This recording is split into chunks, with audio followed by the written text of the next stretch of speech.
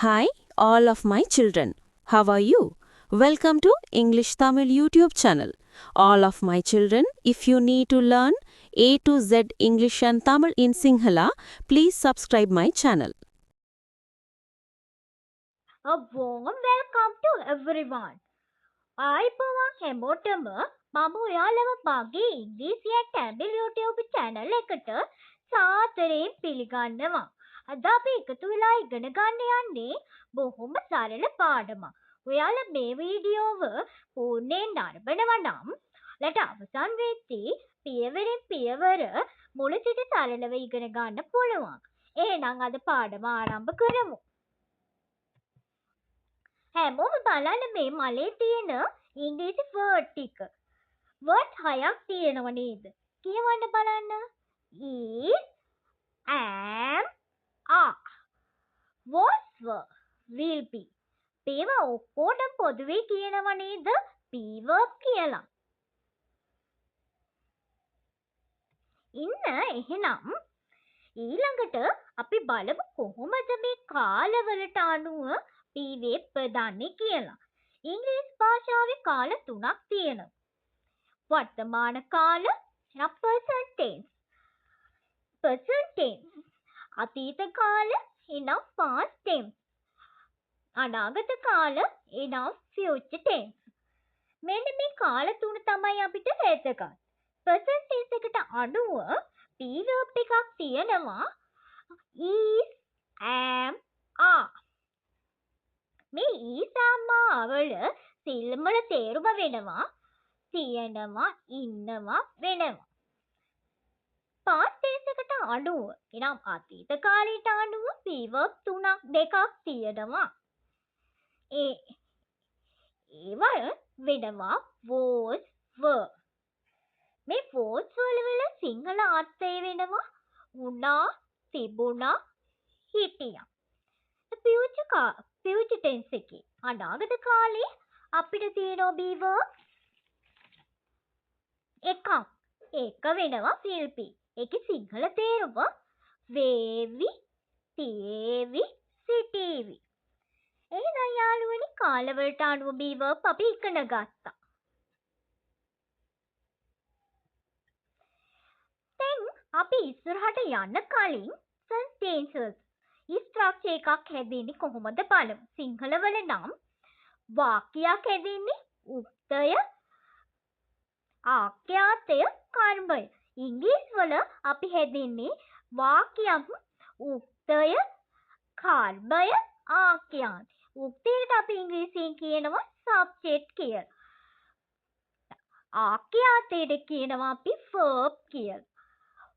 කර්මයට කියනවා object කියලා.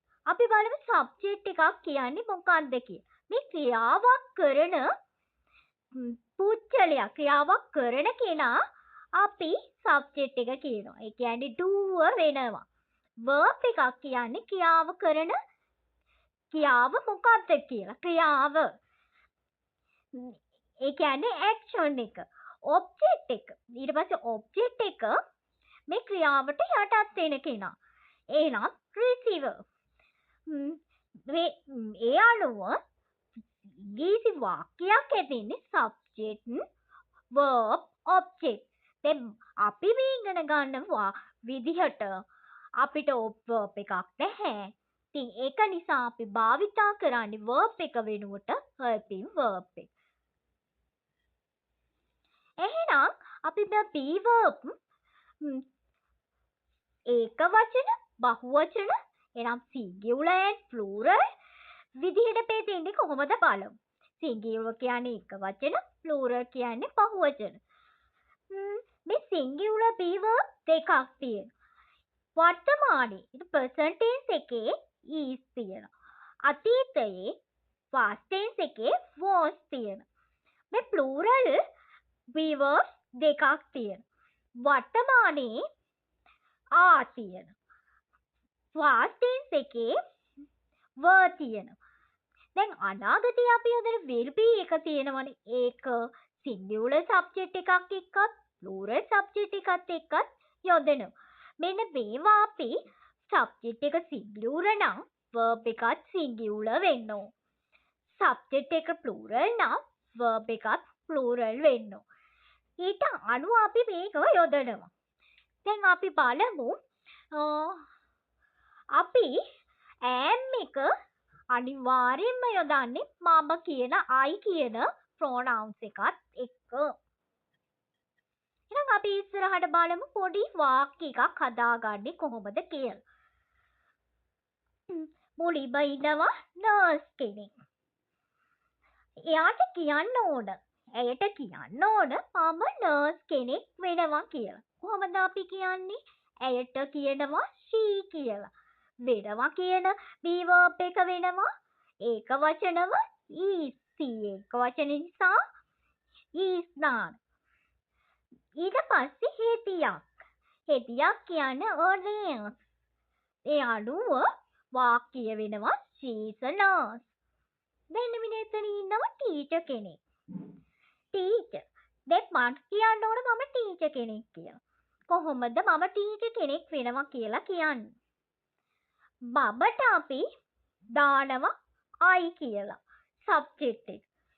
ඊපස්සේ වෙනවා I එක අනිවාර්යෙන් am නේ දාන්නේ. am දාන. ගුරුවරියක් කියන්නේ අපි a teacher කියලා දාන. ඒ අනුව I am a teacher. ඊට පස්සේ ડોක්ටර් කෙනෙක් ඉන්නවා. එයා ඉස්සර ડોක්ටර් කෙනෙක් කියලා කියන්න ඕනේ. ඉස්සර කාලේ. අනුව එයා අතීතයේ ડોක්ටර් කෙනෙක් වුණා. ඔහු අතීතයේ ડોක්ටර් කෙනෙක් වුණා. කොහොමද කියන්නේ? ඔහුට අපි he කියනවා. වුණා කියන්න අපි was දානවා. ඊට පස්සේ ડોක්ටර් කෙනෙක් වෛද්‍යවරයෙක් කියන්න a ડોක්ටර් කියලා දානවා. අනුව he is a doctor කියලා අපි දානවා. ඊට පස්සේ මෙන්න ළමයි කිහිප දෙනෙක් ඉන්නවා. එයාලට කියන්න ඕන අපි ළමයි වෙනවා කියලා. අපි කියන්න අපි we කියලා දානවා. වෙනවා කියන්න අපි දානවා a. be බහුවචන නිසා අපි a දානවා. ඊට පස්සේ ළමයි කියන්න අපි student කියලා දානවා. ඊපස්සේ අපි වාක්‍ය හදා ගන්නවා we are students. ඊපස්සේ අපිට යාළුවෝ සෙට් එකක් ඉන්නවා. යාළුවා විනෝදයෙන් ඉන්නවා. අර ඉස්සර යාළුවෝ දැන් යාළුවෝද රැද්ද කියන නම් අපි දන්නේ නැහැ. හැබැයි අපිට යාළුවෙක් වුණා කියලා යාළුවෝ වුණා කියලා කියන්න ඕන. අපි යාළුවෝ වුණා. අපි යාළුවෝ වුණා කියලා දාන්න අපි කියන්න we දානවා. වුණා කියන past tense එකේ අපි දානවා were. ඊට පස්සේ යාළුවෝ කියන්න අපි friends කියලා දානවා. ඊට පස්සේ ඉන්නවා ලෝය කෙනෙක්. එයා දැන් ලෝයි ස්කූල් එකේ ඉගෙන ගනිමින් තමයි ඉන්නේ. ඔහු ලෝය කෙනෙක් කියලා අනාගතේ ඉතින් එයා කියන්න ලෑස්ති වෙලා ඉන්නවා. ඔහු ලෝයි කෙනෙක් කියන්න ඔහු කියන්නේ he. අනාගතේ අපි දානවා will be. ලෝය කෙනෙක් කියන්න a lawyer කියලා දානවා. එහෙනම් යාළුවනේ දැන් අද පාඩම හරිම ලේසි නේද? නම් අපි තවදුරටත් තව පාඩම් ඉගෙන ගන්න. අද අපි ඉගෙන ගත්ත දේවල් ප්‍රැක්ටිස් කරන්න අමතක කරන්න එපා. knowledge එක action එකට යොදාගත්තා progress එක ඔයාලගේ වැඩි කරගන්න පුළුවන්. එහෙනම් හැමෝටම මේ වීඩියෝ එක වැළකුණා නම් like එකක් දාලා ඔයාලගේ යාළුවන්ට share කරලා support එකක් දෙන්න. මගේ English and Tamil YouTube channel එක subscribe කරන්න අමතක කරන්න නම් එපා. නැවත හමු වෙනතුරු keep learning, keep growing.